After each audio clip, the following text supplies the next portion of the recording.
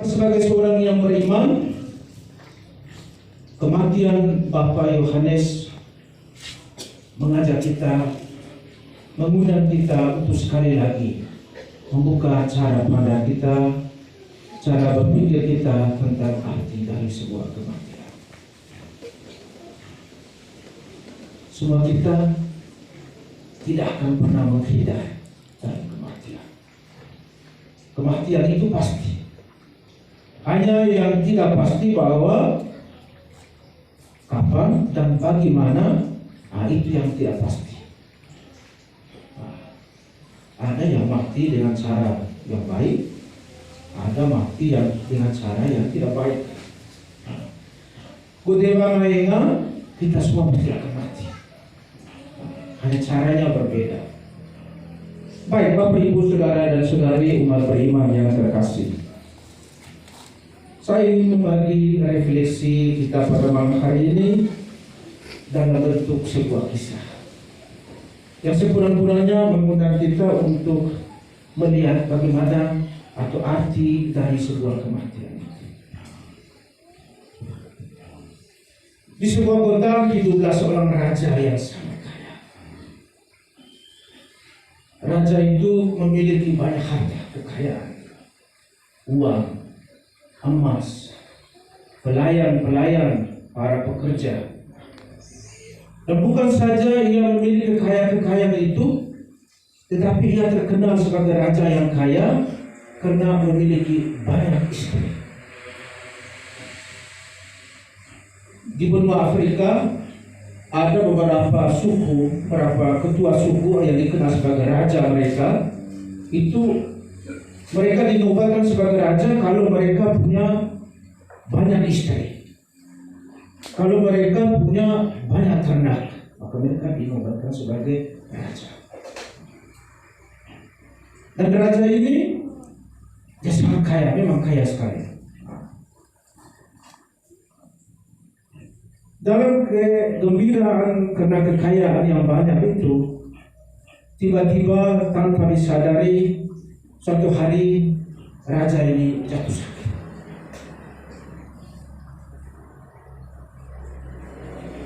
Lalu ia memerintahkan semua pegawai-pegawainya untuk mencari dokter yang paling profesional, dokter yang paling hebat, supaya bisa menyembuhkan raja ini.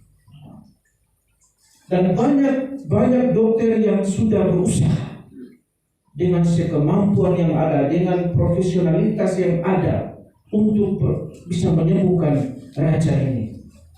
Tetapi hasilnya begini. Banyak dokter selalu mempunyai hasil analisis yang terakhir selalu mengatakan bahwa raja ini dia diserang oleh sebuah penyakit kanker yang mematikan dan tidak bisa ditolong. Dan hidupnya hanya paling lama 1 bulan. 1 bulan raja ini harus mati. Dalam kebingungan, dalam keputusasaan, raja ini memanggil semua pegawai kerajaan. Lalu semua berkumpul, dia menyampaikan 3 pesan. Jadi dengar baik-baik, sebelum saya mati, saya menyampaikan 3 pesan. Yang pertama, pesan yang pertama, bahwa ketika saya mati, yang usung peti jenazah saya itu semua para dokter yang pernah mengobati saya. Hanya para dokter. Itu pesanan yang pertama. Lalu pesanan yang kedua, dan selama dalam prosesi perjalanan menghantar saya ke pemakaman, sepanjang perjalanan saya itu ditaburi semua kekayaan, emas, perak, uang ditaburkan sepanjang jalan. Itu pesanan kedua. Lalu pesanan ketiga, dia bilang, ketika saya mati, peti jenazah saya itu jangan ditutup, dan biarkan tangan saya itu melambai-lambai di luar sepanjang perjalanan menuju ke pekuburan atau pemakaman saya. Semua pada bingung. Heran, ada yang mengatakan, gila nih raja. Dalam kesunyian, tiba-tiba satu pegawai berani mengangkat tangan dan bertanya, "Raja, kami ini jadi bingung. Kenapa raja minta 3 permintaan ini yang menurut kami tidak mengerti?"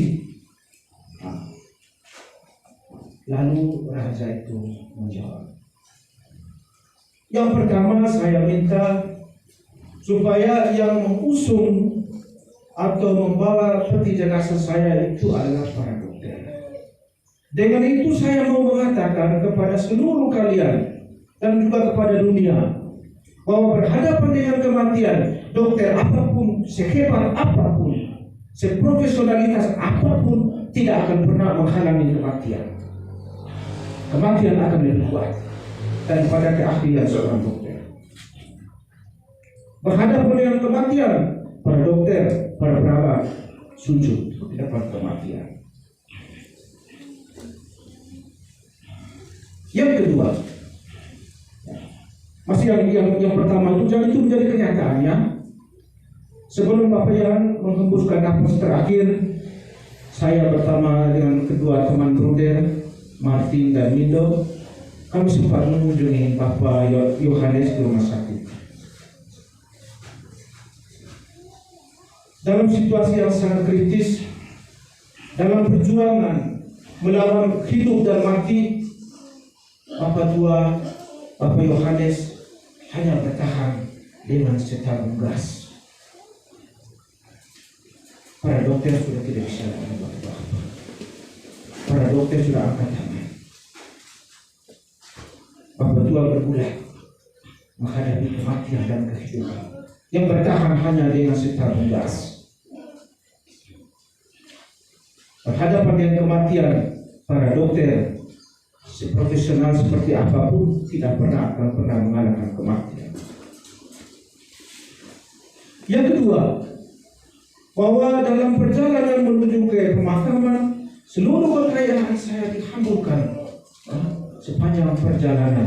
Itu selalu mengatakan bahwa ketika saya mati, kekayaan tidak bernilai sama sekali. Kekayaan tidak ada gunanya. Saya tidak pernah akan membawa emas. Saya tidak pernah akan membawa perak. Saya tidak pernah akan membawa kekayaan yang lain bersama dengan kematian saya. Berhadapan dengan kematian, kekayaan tidak bernilai apa-apa. Karena kekayaan hanyalah hal yang fana. Jadi benar tuh. Kita nggak jaga mata, kaliannya yang 1x2, penting kita ukuran berapa? Hanya itu yang kita bawa.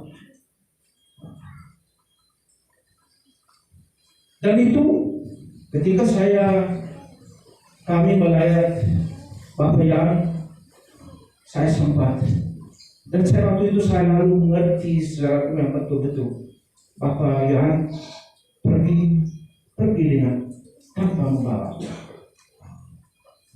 kosong. Tetapi Bapak Yan sudah memberikan kekayaan yang paling besar, kekayaan yang paling bernilai, yaitu kesetiaan perjanjian pernikahan bersama dengan Mama Lis. Setia sampai mati. Dewa dapat kami mae harta baki. Mungkin pepatah tua ini Bapak Yan pegang itu. Dia pegang kesetiaan janji pernikahan bersama Mama Lis sampai dengan kematian. Tadi di dalam duduk cerita bersama dengan Mama Lis, dia sempat cerita kembali masa-masa yang indah. Dan masa yang terakhir ketika Bapak Yohanes mau masuk rumah sakit, Bapak Yan bilang, kau udah aneh nak oleh. Lalu Mamelis, oh kenapa? Karena kita kan cinta sehidup semati. Cinta sehidup semati. Asli senyum-senyum imam itu cinta sehidup semati. Ini kata yang sederhana tetapi mendalam. Rupanya Pak Ketua ini pegang cinta sehidup semati. Sampai mati, kematian memisahkan mereka. Lalu yang ketiga, bahwa dalam perjalanan menuju ke pemakaman itu, peti saya jangan ditutup. Biarkan tangan saya itu melambai-lambai berdua. Itu memang sepertinya agak gila juga ya. Tetapi dia mau mengatakan begini bahwa ketika kita mati, kita akan pergi dengan tangan hampa. Seperti kita lahir, kita datang ke dunia ini kosong, hampa. Demikian pula kita mati. Kita pergi, kita tidak membawa apa-apa. Kita kosong, tangan kosong, tangan kosong. Lalu satu pertanyaan, kalau begitu, apa yang kita bawa waktu kita mati? Ada yang bisa menjawab saya? Apa yang bisa kita bawa?